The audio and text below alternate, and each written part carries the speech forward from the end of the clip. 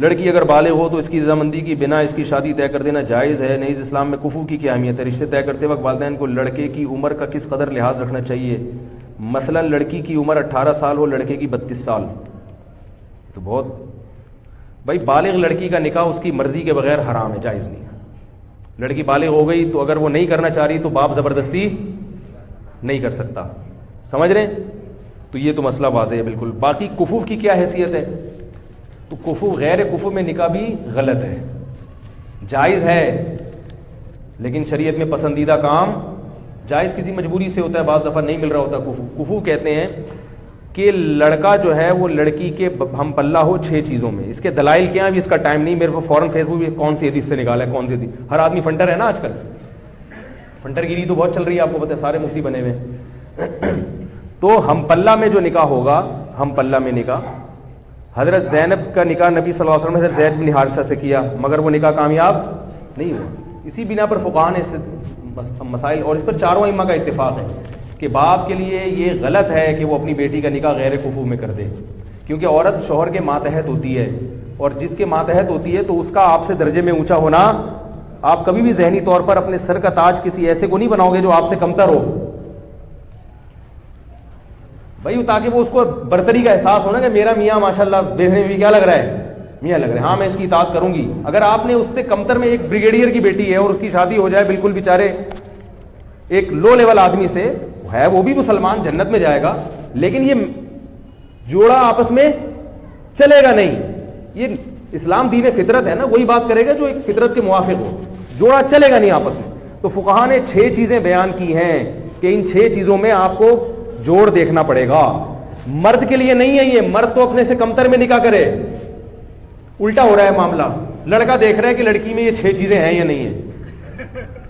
بھائی آپ کو تو اجازت دی ہے کہ آپ کمتر سے بھی کر سکتے ہیں۔ لڑکی کو کہا ہے کہ جب اس کی شادی ہوگی تو بندہ اس کے پیرالل ہونا چاہیے یا اس سے اونچا ہونا چاہیے۔ جب بندہ اونچا ہوگا تو عورت مرتبے میں مرد سے کم درجے کی ہوگی کہ نہیں ہوگی؟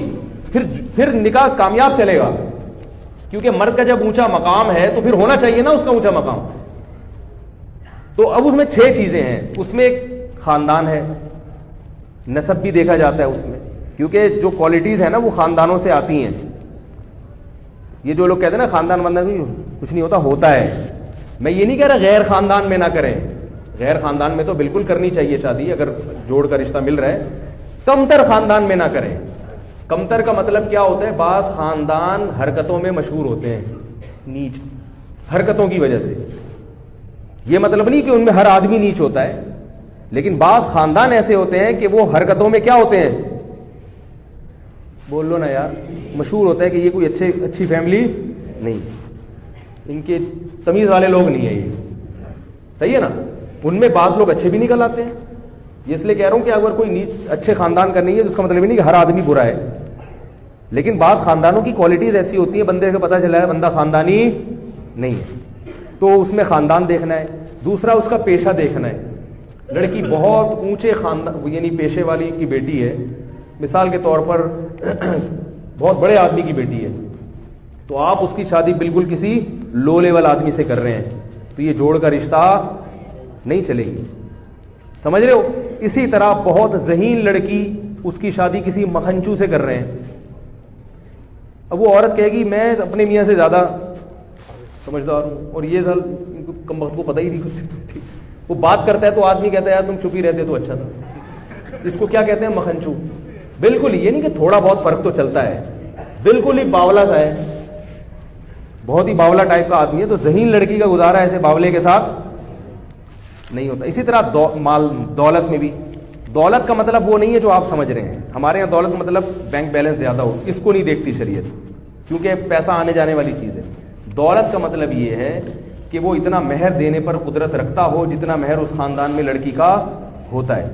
باقی شریعت اس کے علاوہ دولت کو اس نہیں دیکھتی کہ دولت آنے جانے والی چیز ہے، پنجابی کہتے ہیں نا آنے جانے والی چیز ہے، کیونکہ آپ غریب ہیں کل پیسے آ سکتے ہیں، آج پیسہ ہے تو کتنے لوگ ہیں شادی کی تو پیسہ تھا تھوڑے دن بعد کیا ہو گئے، غریب ہو گئے، تو اس وقت دیکھا جائے گا کہ آپ اتنا مہر پے کر سکتے ہیں۔ باقی اگر دونوں ہاتھ دونوں پاؤں سلامت ہیں تو شریعت آپ کو دولت مند مانتی ہے، کیونکہ آپ کما سکتے ہیں، تو یہ چیز ہے۔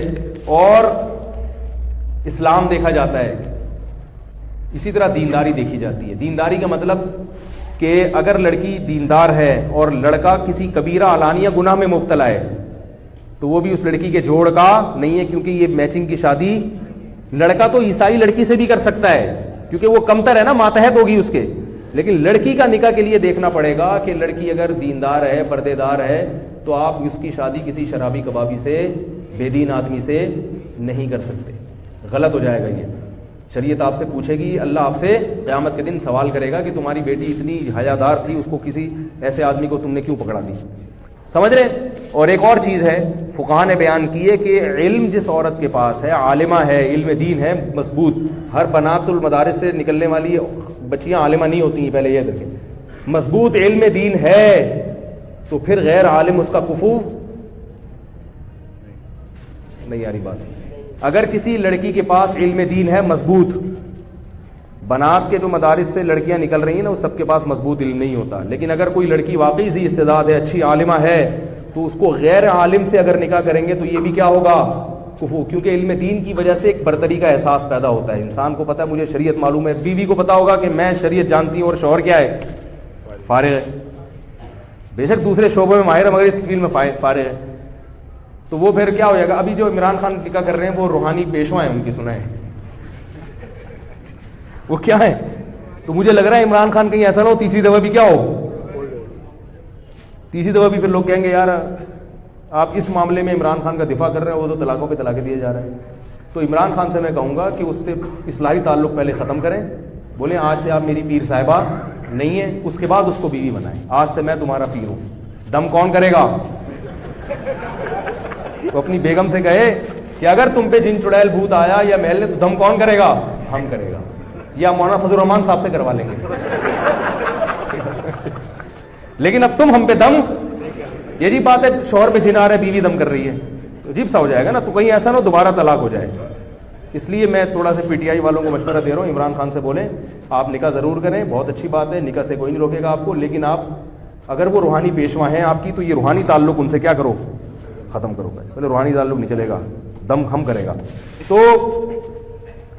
یہ چند چیزیں باپ کو دیکھنا ضروری ہیں. لیکن آج کل کفو جو ہے نا مارکیٹ میں شارٹ ہیں.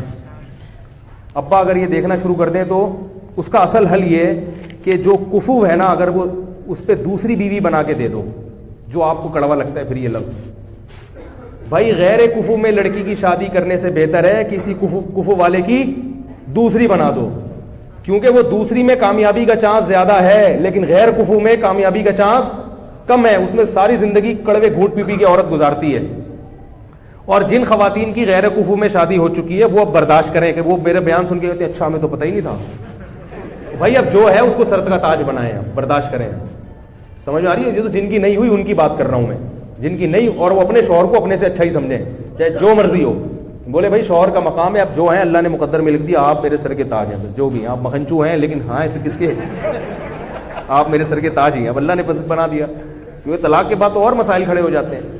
اور جن کی نہیں ہوئی تو ماں باپ اس کا خیال کریں, غیر کفو میں اس کا نکاح نہیں کریں. اگر کوئی کنوارا نہیں مل رہا تو کوئی بات نہیں, جس کی شادی ہو چکی ہے اس کو دوسری پہ دے دیں. یہ اسلام نے حکم دیا ہے. دوسری کی اجازت بھی مرد کو اس لیے دی ہے تاکہ خواتین کے لیے رشتے کی سلیکشن میں آسانی ہو جائے. اب یہاں سے ہمارے آپ کے اختلافات شروع ہو جائیں گے, اس لیے میں اس کو یہیں بند کرتا ہوں. اللہ تعالی ہم سب کو سمجھنے کی, عمل کرنے کی توفیق عطا فرمائے.